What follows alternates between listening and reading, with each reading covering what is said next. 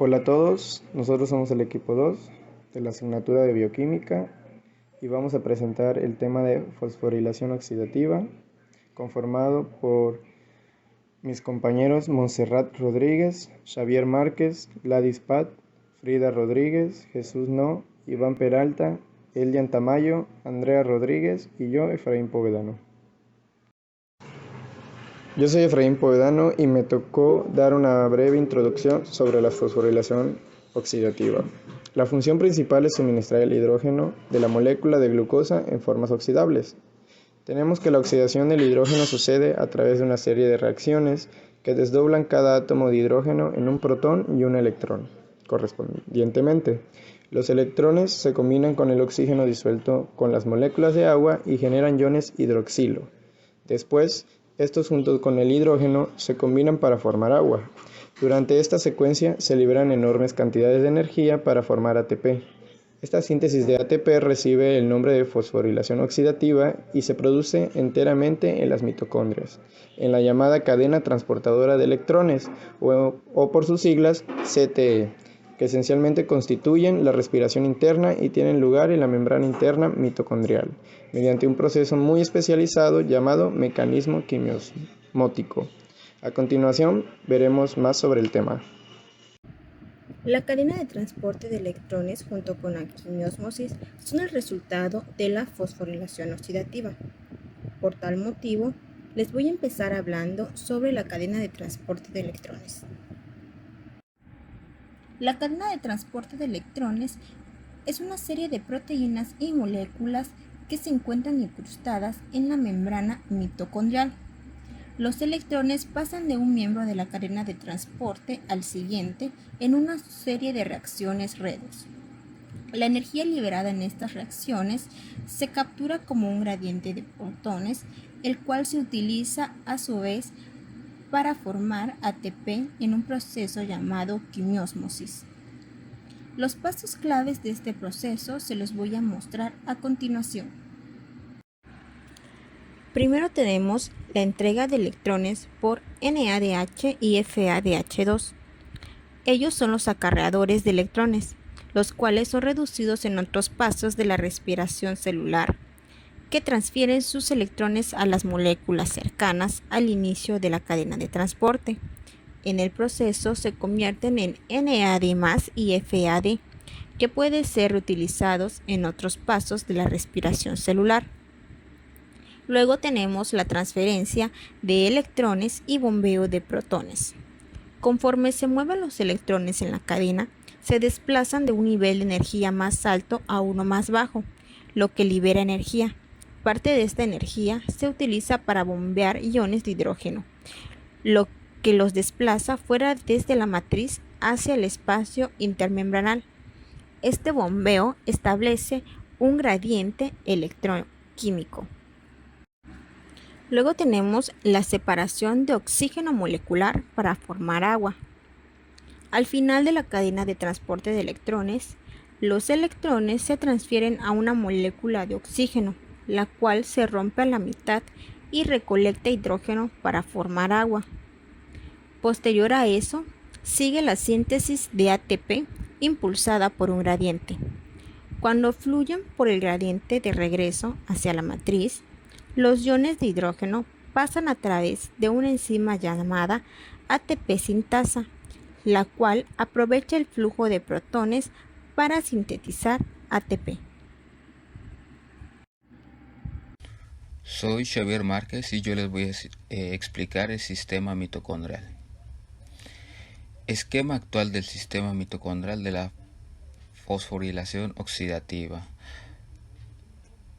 Los equivalentes reducidos que se generan en el metabolismo del NADH y del FADH2 son ácidos oxidados por la cadena de transporte de electrones. La energía libre generada en esta reacción se emplea para bombear protones desde la matriz mitocondrial hasta el interior de la cresta mitocondriales para dar lugar a la fuerza protomotriz, cuando ésta se disipa a través del retorno de la matriz de los protones a través del ATP sintasa. La energía almacenada se emplea para fosforilar el ADP con un grupo fosfato para formar ATP. El modelo actual cubre algunos problemas suscitados por lo anterior. En primer lugar, todos los componentes activos de la cadena de transporte de electrones se encuentran exclusivamente en la cresta mitocondrial y forman subcomplejos en la imagen representada por el complemento. Esto permite catalizar de unos complejos a otros las moléculas de transferencia de electrones. Previamente se pensaba que difundía libremente. En segundo lugar, la diferencia de pH, uno de los componentes de la fuerza protomotriz, junto con la potencia de membrana, es de 0.55 unidades, equivalente a 32. Insuficiente para impulsar la fosforilación. Sin embargo, existen circunstancias locales que aumentan el pH en un factor de 2 unidades. El primer lugar del ATP sintasa forma dímeros y filas dan forma a la cresta mitocondrial, haciendo que el espacio interno tenga tan solo 20 a 4 nanómetros. El espacio entre las membranas internas y externas es menor a 12 o más o menos 2.5 nanómetros, pero cuenta con poros lo insuficientemente grandes para estar en equilibrio en el citoplasma. Soy Gladys Pat González y les voy a explicar el balance energético de la fosforilación oxidativa. Para que se pueda llevar a cabo la fosforilación oxidativa se necesitan de los NADH y FADH2 que se obtuvieron de las rutas metabólicas que ya estudiamos antes. Primero, la descomposición de la glucosa en la glucólisis.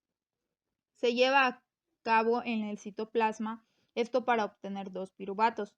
Además de estos 2 piruvatos obtenemos 2 ATPs y 2 NADH más H.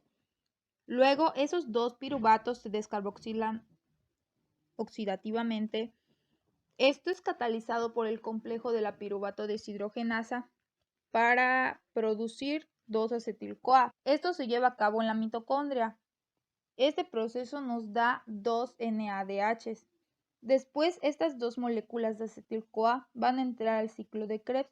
Esto se lleva a cabo en la matriz mitocondrial y nos da como productos 4 dióxidos de carbono, 2 CoA-SH, 6 NADH más H, 2 GTP, que fácilmente se vuelven ATP, y 2 FADH2. Como vemos, el ciclo de Krebs es el que provee más energía. Ahora que sabemos esto, podemos calcular el total de los ATPs que se producen en la fosforilación oxidativa. Entonces tenemos 2 ATPs de la glucólisis, 2 GTP que se vuelven 2 ATP que obtuvimos del ciclo de Krebs. También tenemos 2 NADH más H citosólicos. Estos no pueden entrar directamente a la mitocondria, o sea, sus electrones no pueden pasar directamente a la mitocondria, entonces necesitan de las lanzaderas. Existen 2 tipos de lanzaderas. La lanzadera glicerol 3-fosfato. Estos electrones del NADH del citoplasma van a pasar a un FADH mitocondrial. Por lo tanto, sabemos que cada FADH2 equivale a 2 ATP. Como son 2 moléculas de FADH2, entonces tenemos que son 4 ATPs. Ahora, si se usa la otra lanzadera, que es la de malato aspartato, esos electrones del NADH más H pasan a otro NADH más H, pero mitocondrial. Entonces, como sabemos que cada NADH equivale a 3 ATPs, vamos a tener un total de 6 ATPs. Luego tenemos los 8 NADH más H mitocondriales, que sabemos que 2 los obtuvimos de la descarboxilación oxidativa del piruvato y 6 del ciclo de Krebs. Entonces hay un total de 24 ATPs. También tenemos 2 FADH2 del ciclo de Krebs, que equivalen a 4 ATPs. Entonces, el total es de 36 ATPs al usar la lanzadera glicerol 3-fosfato, o si se usa la lanzadera de malato aspartato, tenemos un total de 38 ATPs.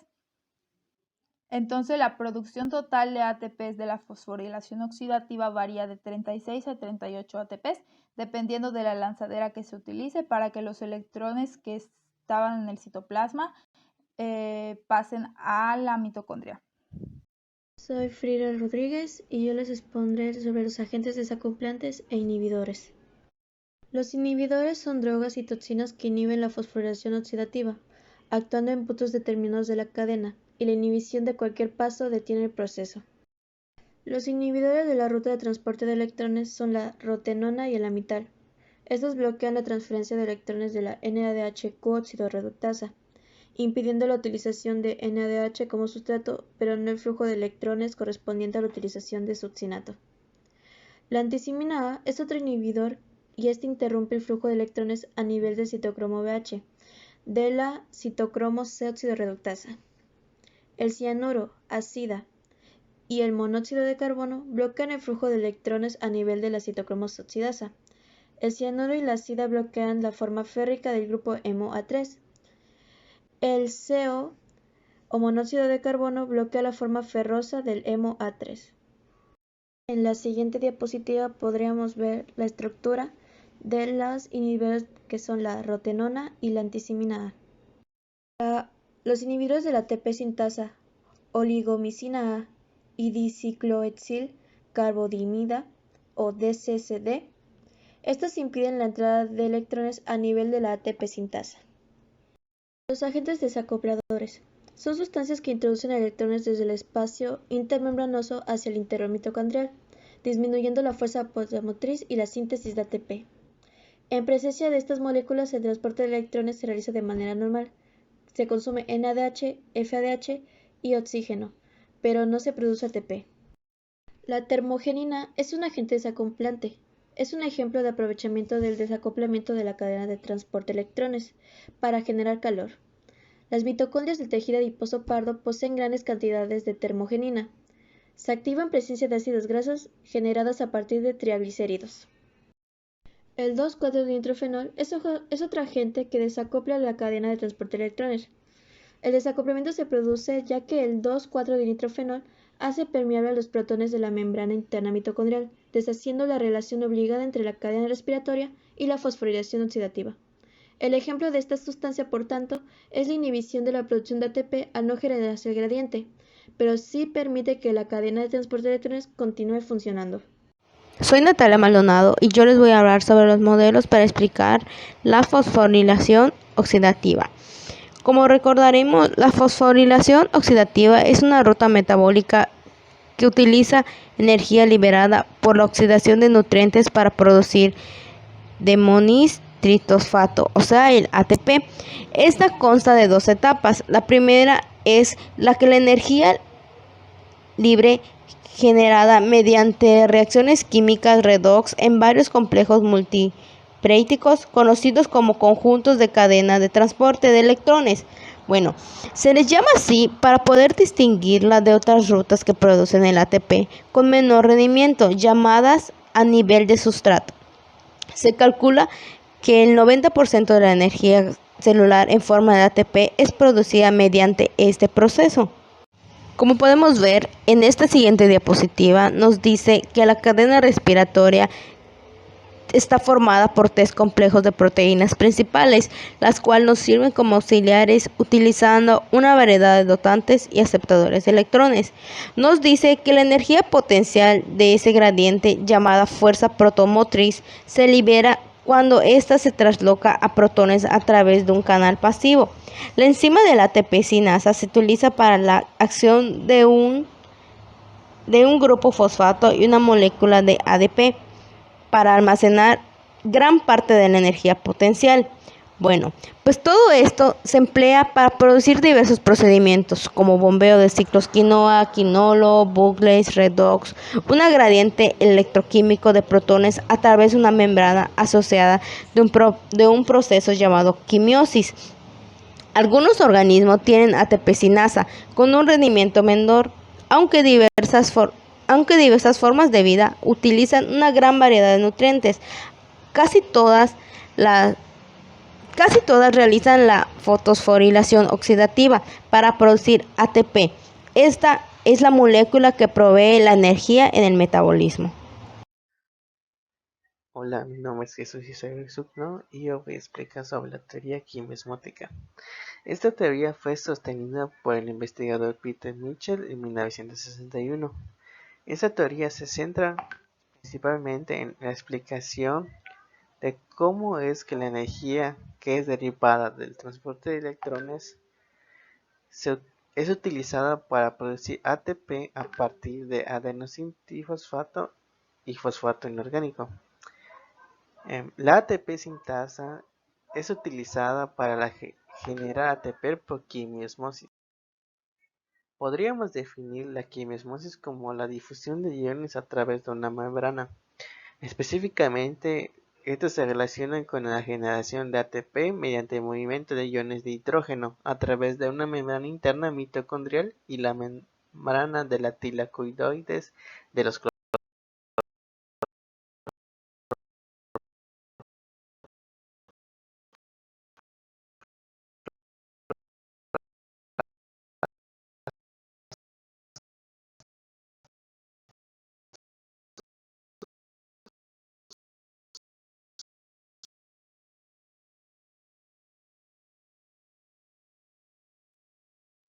Al generarse un gradiente electroquímico de protones, este ejerce lo que se conoce como fuerza protomotriz.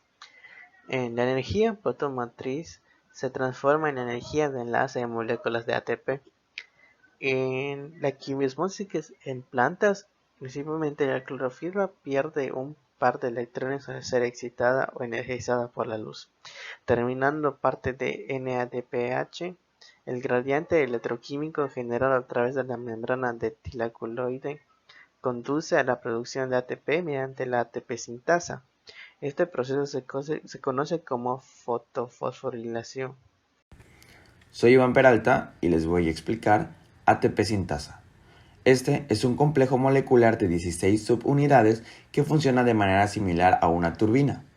Aquí tenemos que la ATP sintasa junto con otros complejos moleculares forman la cadena de transporte de electrones, la cual se encarga de crear una gradiente de protones, y notamos que la cadena ya ha trabajado y generado una gradiente de protones, y como se aprecia, hay mayor concentración en el espacio intermembrana que en la matriz. La energía asociada con esta gradiente es utilizada para sintetizar ATP a partir del ADP y un grupo fosfato inorgánico. Un hidrógeno ingresa en las fracciones del F0 del ATP desde el espacio intermembrana, y al ingresar inmediatamente un hidrogenión es liberado en la matriz e ingresa nuevamente un nuevo hidrogenión del espacio intermembrana, lo que hace que la ATP a F0 rote. Una vez que ha ingresado 3 protones, ya tenemos suficiente energía para generar un ATP en la ATP ACF1, específicamente en las proteínas beta. Cada vez que gira la ATP asa F0, también la F1, lo que hace que la energía es transferida del pedúnculo del ATP ACF1, y esta energía se almacena en los enlaces fosfonidro que se forman entre el ADP y un grupo fosfato. Así es como la energía de la gradiente de protones se utiliza para sintetizar el ATP. Ok, expliquemos todo de nuevo. Nótese cómo un protón ingresa el ATP sintetasa en la fracción F0 que está fija en la membrana, y cómo otro protón que ya está en la fracción F0 es liberado de la matriz, y este proceso sucede 3 veces, y es cuando se tiene suficiente energía para sintetizar ATP.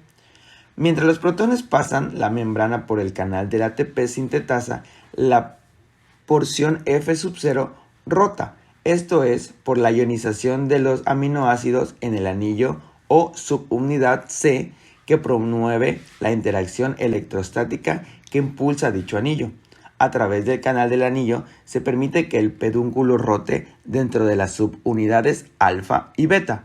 Este movimiento del extremo de la subunidad gamma a la subunidad alfa y beta provee energía en los sitios activos en la subunidad beta para poder sintetizar el ATP.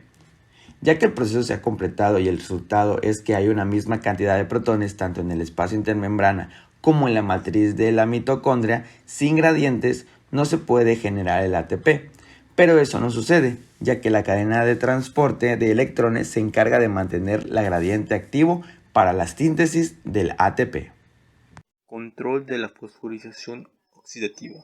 El ATP sintasa inhibe las altas concentraciones de ATP que se activan cuando las concentraciones de ADP y fósforo son elevadas. Esto permite a la célula solo producir las cantidades de ATP necesarias. Existen dentro de la mitocondria dos proteínas que regulan las cantidades relativas de ATP y ADP. Estas son el translocalizador ADP-ADP y el transportador de fosfato. La primera impulsa el rotor ADP sintasa. La segunda impulsa el transporte de un fósforo hacia dentro de la membrana. Las altas concentraciones de ADP causarán una aceleración en la respiración celular o la fosforización oxidativa. Para tratar de equilibrar la relación ADP-ATP, la síntesis de ATP solo se realizará según la demanda celular. En la diapositiva podemos observar tres imágenes de tres ejemplos de la respiración celular donde intervienen ATP y ADP. Obviamente, si esto lo aplicamos en los términos anteriormente mencionados, sabemos que si no hay producción de ATP, no se puede llevar cualquiera de las siguientes reacciones. A continuación, se verá la oxidación de la glucosa. Hola, buenas tardes. Mi nombre es Andrea Rodríguez y yo les voy a hablar acerca de la oxidación de la glucosa. ¿Qué es la oxidación de la glucosa? La oxidación es el proceso de pérdida de electrones que sufren los átomos y moléculas. Cuando hablamos de oxidación de glucosa, nos referimos a que los enlaces de carbono-carbono, carbono-hidrógeno y oxígeno-oxígeno cambian a enlaces carbono-oxígeno e hidrógeno-oxígeno. Glucólisis. La glucólisis es el proceso que se desarrolla en todos los tipos de células vivas. Los pasos de este proceso son: paso número 1. El grupo fosfato terminal se traspasa del ATP al carbono localizado en la posición 6 de la glucosa, convirtiéndose en glucosa 6-fosfato. La molécula obtenida se cambia por la intervención de la enzima fosfodesoxisomerasa y la glucosa se convierte en fructosa 6-fosfato. Paso número 3. La fructosa 6-fosfato gana un nuevo electrón proveniente de otro ATP, produciendo 1,6 bifosfato. Paso número 4. Fosfato 1,6 bifosfato es separado por las enzimas, transformándose en dos moléculas de 3 carbonos, la diizoxiacetona fosfato y el gliceraldehído fosfato. Paso 5. Las moléculas de gliceraldehído fosfato pierden los electrones de hidrógeno y el NAD positivo se reducen en NADH y H positivo. La energía de esta reacción de oxidación se almacena formando un enlace fosfato de alta energía, uniéndose a un ion fosfato que se coloca en la posición 1 del gliceraldehído fosfato. Paso número 6. El fosfato se libera de la molécula de bifosfoglicerato, reacciona con una molécula de ADP transformándola en ATP. Paso número 7. El grupo fosfato remanente se transfiere a la posición 3 hacia la 2. Paso número 8. Se elimina una molécula de H2O, el compuesto de 3 carbonos. Y paso número 9. El fosfato se transfiere a una molécula de ADP y se forma otra molécula de ATP.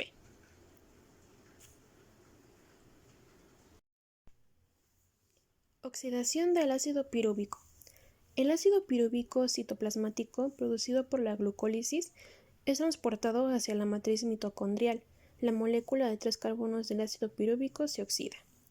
Los átomos de carbono y oxígeno del grupo carboxilo se eliminan en forma de CO2 y queda un grupo acetilo de carbonos.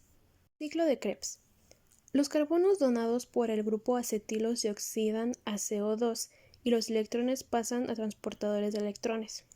En cada enzima específica, la coenzima A es el nexo entre la oxidación del ácido pirúvico y el ciclo de Krebs.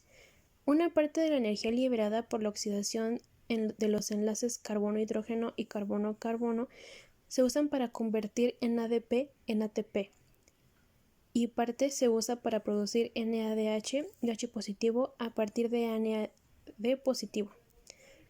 Una parte de la energía se utiliza para reducir un segundo transportador de electrones, el FAD. Requiere O2 para el ciclo de Krebs. Los electrones y los protones eliminados en la oxidación del carbono son aceptados por el NAD positivo y el FAD. Se necesitan 2 vueltas del ciclo para completar la oxidación de una molécula de glucosa. Así, el rendimiento energético total del ciclo de Krebs para una molécula de glucosa en 2 moléculas de ATP, 6 moléculas de NADH y 2 moléculas de FADH2.